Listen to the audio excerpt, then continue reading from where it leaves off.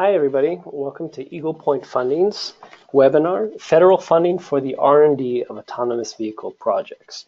We're going to get started in just a minute, but in the meantime, it's worth noting that we have here representatives of over 50 companies, most likely from the AV world, I'm assuming, who are interested in hearing about a funding opportunity which is unlike the typical funding routes. And we're going to get into that a little bit in just a few minutes. We're waiting for the last few people who have registered for the webinar to come and join us. In the meantime, I'm going to introduce myself a little bit.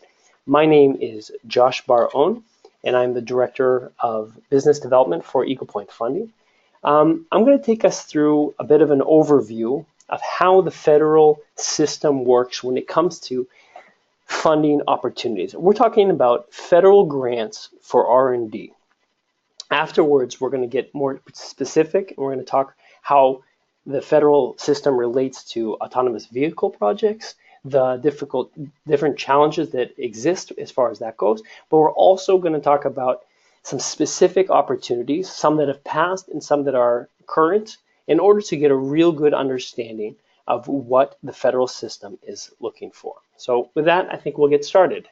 So I think the most common question I get when I talk about the federal system is how much money is really available in federal funding for R&D. And I think the number will most likely surprise you. In 2018 alone, President Trump's government has allocated $151 billion for R&D. Now, not all of that money goes to the private industry, but still a surprisingly large amount of money, $60 billion more or less, goes to private industry. That's private companies that are receiving grants to advance their own R&D. The rest of that money goes to public institutions like universities and college, and also every federal agency, or almost every federal agency, has their own internal or intramural R&D teams. So yes, a great deal of money is available, $60 billion for for private companies. But it's not just what's available, the amount, because there's also a lot of money available in venture capital or angel investors. It's the quality which is important when relating to federal funding. What I mean by that, and for here we're going to have to get into a little bit of terminology, is non-dilutive funding or federal grants is an opportunity which is different and has a unique quality to it that the dilutive funding or venture capital, angel investors, bank loans, and so on and so forth have. And what I mean by that is venture capital or angel investors are referred to as dilutive funding because that's what they do. It's funding which gives your company the ability to start whatever, whether it's creating a new product or going to market. But there's a transfer of equity, whether it's in the form of royalties or future exit terms, et cetera, et cetera. And on top of it, it also dilutes the amount of control that the company owners have.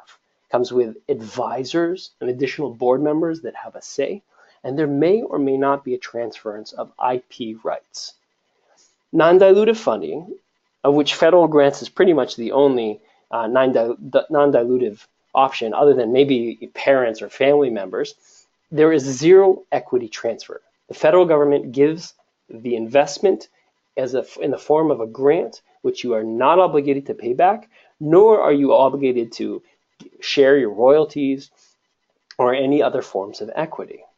On top of that, it is non-dilutive because it also does not dilute the amount of control you have in your company. There is zero outside interference, no additional board members or advisors from the federal government join your team, no one. And on top of that, not only does the federal government not infringe on your IP rights, but the federal government will actually help pay for you to get necessary patents for your technology. Okay, so the quality is there, the quantity is there. Why is the government doing it? It almost sounds too good to be true. And the truth is, the federal government has a vested interest, which is both altruistic as well as economic. Federal government wants to advance knowledge and technology as a whole for the entire world. And proof of that is many companies that are not US based receive funding. With that said, the companies that do receive funding and are US based lead to a stronger industry and the American economy and improved quality of life for US citizens. More industry creates more jobs, and that means that the quality of life improves for all of US citizens. On top of that, when it comes to a dollar investment and a return on investment, the federal government has seen that for every dollar they invest in private industry, they see $2.30 back. And this is done by the Milken Institute in 2012. And the reasons are clear.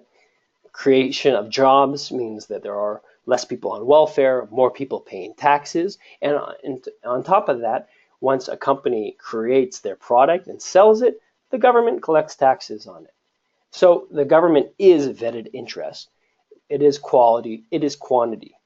But on top of the quality and the quantity, we see that there are actually multiple ways in which a company can leverage the federal investments.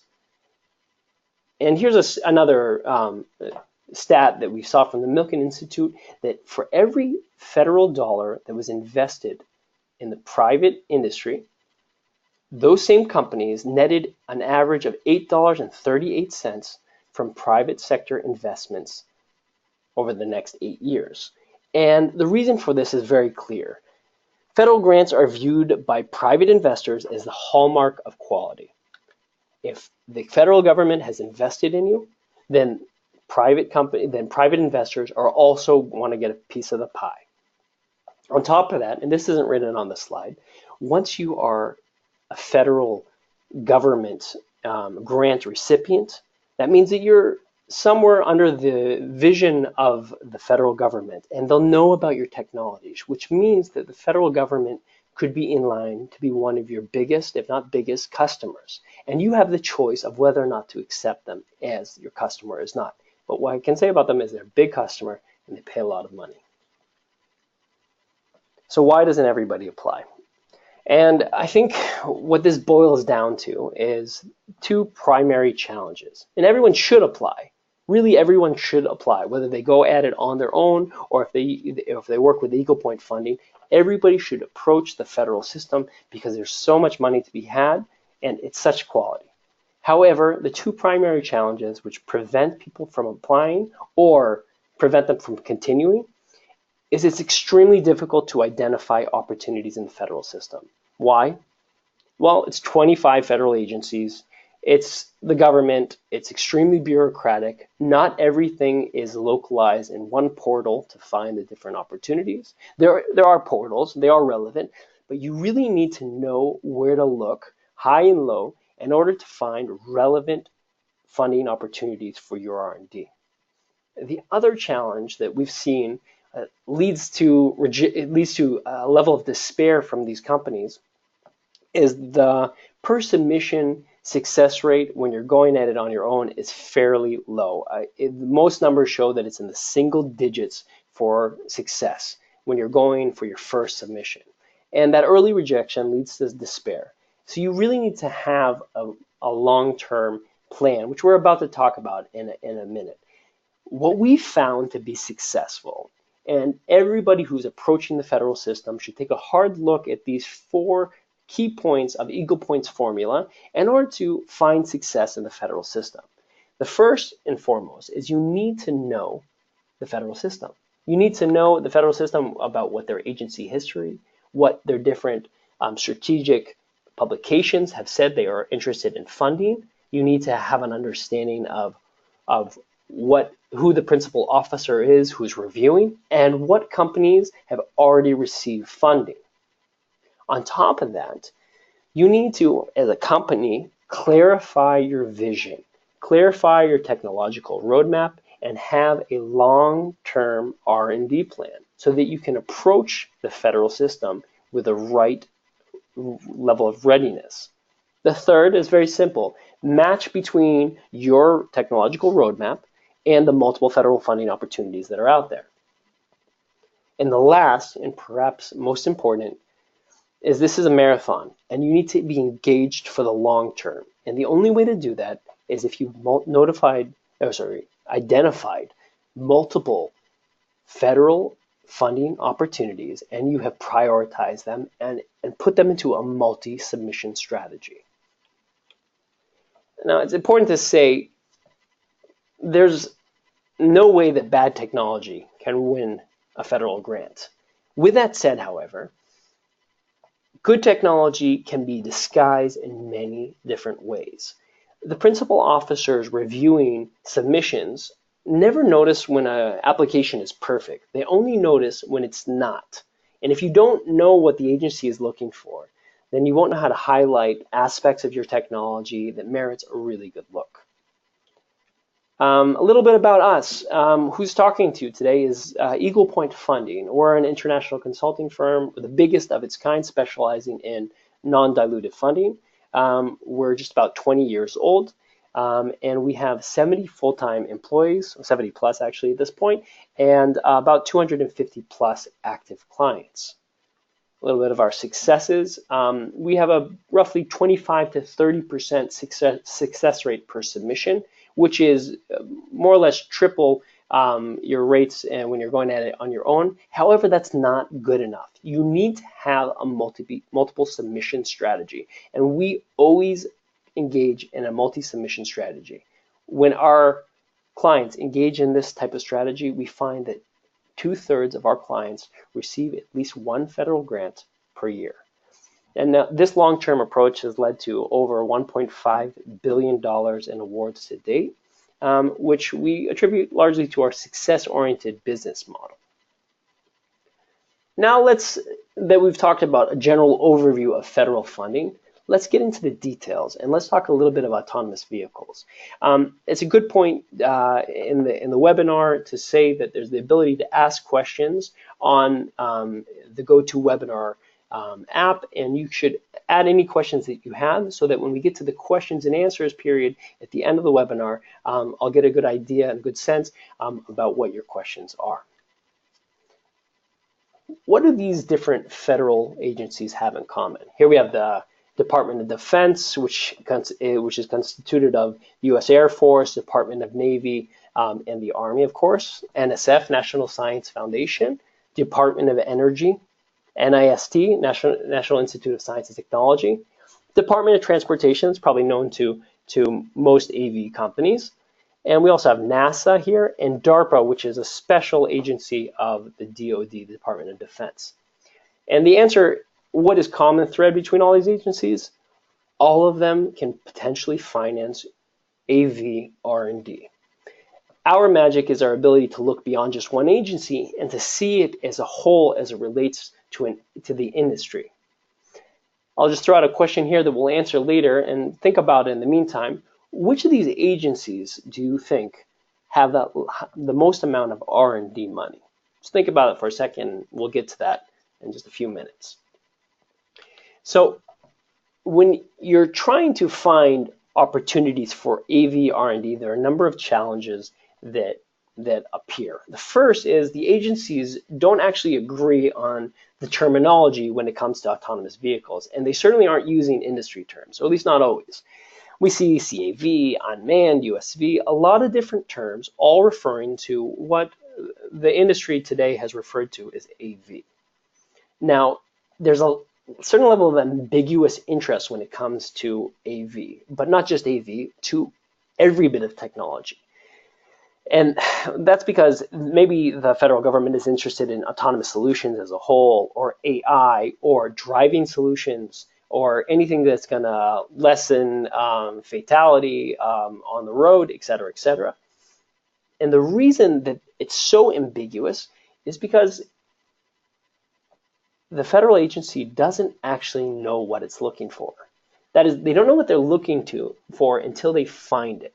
And this is a tremendous challenge when it comes to looking for millions, if not billions of dollars of funding, because there's a universe of information so wide that you don't know where to start. With that said, each agency does have an agenda. For instance, the DOE, or Department of Energy, has a very clear interest when it comes to AV because they see it as having the potential to save energy. Let's take a look at the agenda of the Department of Transportation.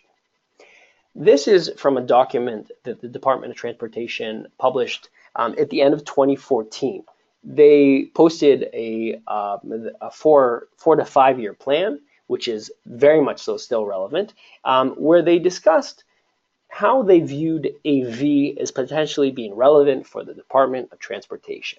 And these are the key points when it comes to the vision. We're going to go from a zoom out to a zoom in perspective in the same way that the Department of Transportation did in this document. First and foremost, they want to enable safer vehicles and roadways. This is the language of the Department of Transportation themselves. They want to enhance mobility. They want to limit environmental impacts. They want to promote innovation, and they want to support transportation system information sharing. How does that break down when you look at the program categories? First, you have connected vehicles. This is everything from V to V, V to P, V to I, as well as satellite, Wi-Fi, cellular networks. You have automation, which is transferring control from the driver to the vehicle and vice versa. Emerging capabilities, enterprise data, collection methods, as well as the ability to transmit and analyze data. You have interoperability, which is communication between the different parts of the system as needed. And you also have accelerating deployment, because this is technology that the Department of Transportation wants to see on the road as soon as possible, because it could lower fatality and casualties on the road. How does this work practically speaking? We see that there is V to V communications element, V to P, V to I, real-time data capture and management, crash avoidance technologies, 360-degree awareness, threat recognition, driver decision-making, cybersecurity of autonomous vehicles, seatbelt safety restriction, and much, much more. So now that we've seen what the department's strategy is on a 5-year plan between 2015 and 2019, which we're now at the tail end of, let's take a look at maybe a couple options with the Department of Transportation has already posted for companies looking for funding opportunities. But before we do that, we have to understand a little bit of the terminology here. There are two primary funding routes. One is called SBIR. Most private companies are familiar with SBIR, Small Business Innovation Research, but that is certainly not all of the federal budget. In fact, it's a minute portion, 3.2% of the entire federal budget. These type of grants are usually more specific. They typically have a smaller budget, but still substantial level of funding, and they're for shorter term funding. This, as opposed to broad agency announcements, which are, as they say in their title, more broad. They have a potential for a bigger budget. Could be up into the tens of 20s and 30s of millions of dollars, and also are invested over the long term. Let's take a look at a couple SBIRs. Now, don't get too excited as you see these, because these all had a deadline, which was March 1st, 2018, so just about 2 weeks ago. However, they're a very good indication of what the Department of Transportation is looking for right now. These are split up into phase 1 and phase 2, where you see the different amounts in each phase. So the first is a topic of machine vision system to support vehicle to infrastructure. V to I, safety application. So we're looking for vision capabilities on V to I applications. Phase 1 is offering $150,000. That's for the very early levels of technical readiness level. And phase 2, $750,000. Total of the grant here is roughly $900,000. Now, once you get an SBIR, you're not cut off for receiving another SBIR or for receiving a BAA, which we'll talk about shortly. The next topic, use of high-resolution imaging techniques for condition assessment and damage detection of bridges. Now, this could be interesting for unmanned vehicles such as drones that have the ability to capture damage of metals, et cetera, Phase 1, you see. Phase 2, $700,000. Altogether, $850,000. Okay, the third topic here is an artificial intelligence-based system for advanced freeway data collection and analysis. As the DOT stated earlier, they're interested in data collection, and here we see that gets to $1.15 million when you put phase 1 and phase 2 together. Some more SBIRs, which we'll run through real quickly. AI tools for relating various sensor data to adverse vehicle track inspection, totaling $650,000. Drone-based track safety inspection system. Probably this is regarding trains and other networks that use tracks in order to see that there's nothing on the track, et cetera, et cetera. $450,000 of funding. Virtual and augmented reality to aid transit use by all travelers. This is for all you VR or AR companies or that have a VR or AR component. You see that VR is also something which the Department of Transportation has decided is relevant, and certainly this plays into autonomous vehicles in a variety of different levels. Here we see that it's funding of $900,000. Like I said, unfortunately, these 6 different topics that I showed here are all past the deadline. Once you see it, however, that the Department of Transportation has expressed very clear interest in these topics, you know that there are going to be more grants available, potentially same budget, potentially more budget regarding those. If you have any technology that you're developing which is similar to any of these 6 that you see, please be in contact with me as soon as the webinar is over. Take a look at broad agency announcements. As we mentioned before, BAAs, or broad agency announcements, typically have a more long-term investment. They also are more broad, so a lot of different technologies can apply for these different announcements because they are that broad. And they have the potential to have a much larger budget. The largest BAA we've ever received for a client was $65 million. This particular BAA was put out by, this is current and still relevant, by the Department of Defense. The subdivision is the Air Force. We see that the BAA is calling for interest in navigation and operations technology, which is relating to environmental and self-awareness for identifying location and destination while achieving high survivability, collision avoidance, et cetera, et cetera. I'm reading from notes that our chief analyst sent to me in order to get a good understanding about what this BAA is talking about. The second section of the BAA talks about human to machine interfaces. This is talking about minimalistic intervention methods of human to machine interactions with intuitive UI and UX. We also have multi-domain operations, sensor development, decision-making capabilities, and complex planning. And the last is communication and data links, which is dynamic networking capabilities with multi-platform support. As you see, this is very broad. It could be talking about any number of R&D projects that meet these needs. And remember, the reason why the Air Force or the Department of Defense is putting out something which is so broad is because they don't actually know what they're looking for until they find it. They're waiting for you to present your technology in front of them so that they know that's what we want to invest in. Not because they're going to necessarily have that, but because they want it to become available in the free market.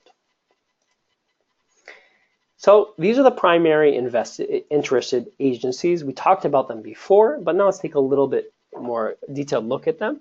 Where we have the Department of Defense, we have Department of Transportation, Department of Energy, NASA, and NSF, which each department has its own interests. For instance, the Department of Defense is interested in unmanned or autonomous vehicles as it relates to defense, but not only, because the Department of Defense also has non-defense related bids because they see the technology is serving. For instance, automated or autonomous trucks which can deliver supplies over long range. Not necessarily defense related, but certainly relevant when it comes to the Department of Defense. DOE is interested in conserving energy, as I mentioned before. The Department of Transportation is interested in safety and sustainability. NSF is interested in new and interesting technology as a whole. And NASA is interested in space, so autonomous vehicles as it relates to space. Earlier I asked a question. Which of these different agencies do you think has the largest level of budget? So let's start from least to most. So with $923 million for R&D, this includes intramural as well as extramural, is DOT, Department of Transportation, in last place when it comes to these 5 different agencies. After that is the NSF with more than 5 times the amount of money, $5.4 billion for new, interesting, emerging technology. This is in front of this actually is NASA, which has more than double the budget, $12.8 billion. Afterwards is Department of Energy. Remember, interested in how AV could potentially be relevant for reducing car emissions, reducing energy needs, et cetera, et cetera. And with the whopping $84.4 billion, this is from the $151 billion budget that we discussed in the beginning of the webinar, the DoD is leading everybody. See how it looks in a chart.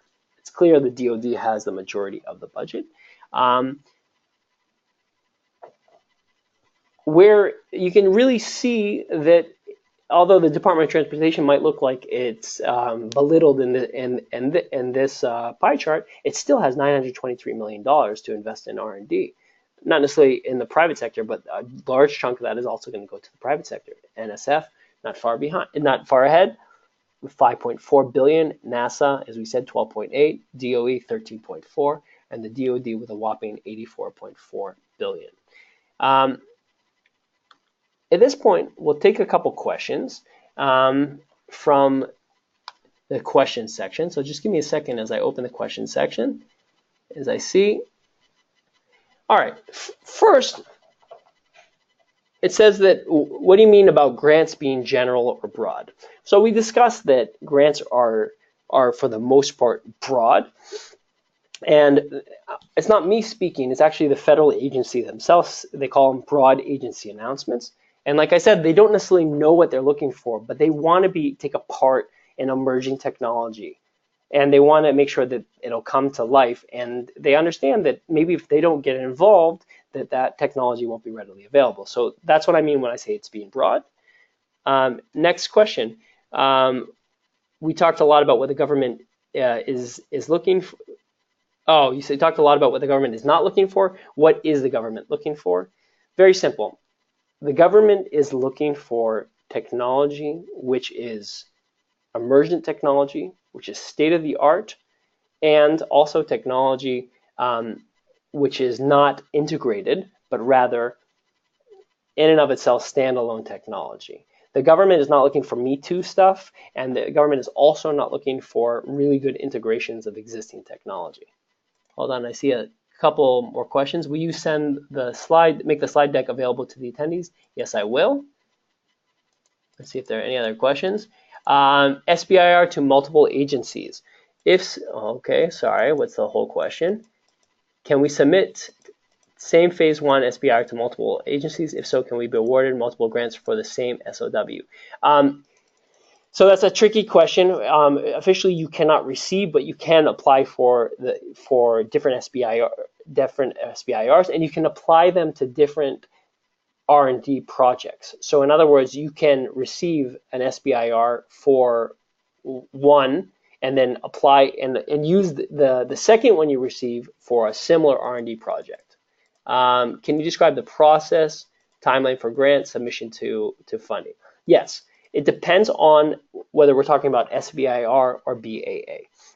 BAAs usually involve a pre-proposal, and then that's a process that's relatively quick, takes a month or so. And then afterwards, when you're asked to submit a full proposal, that's more writing work. And once you get that in, the federal agency usually gets back to you within a few months. After you've received the award, it usually takes another few months to receive it.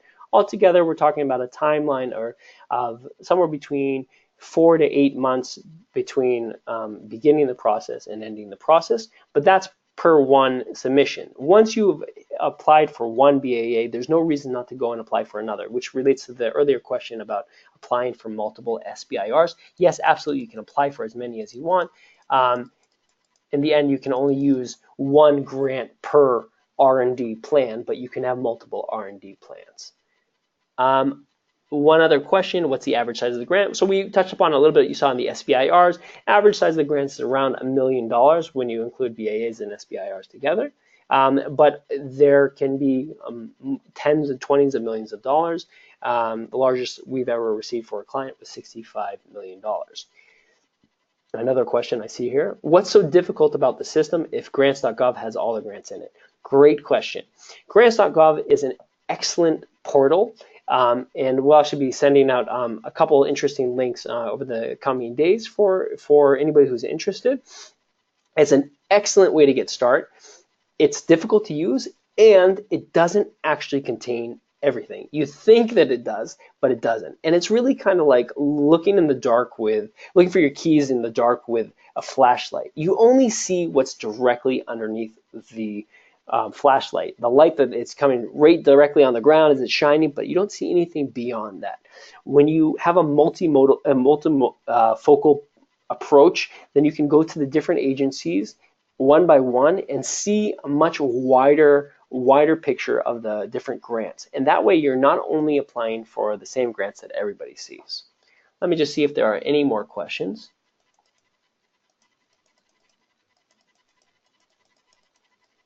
I think that's it. So I'm going to move on.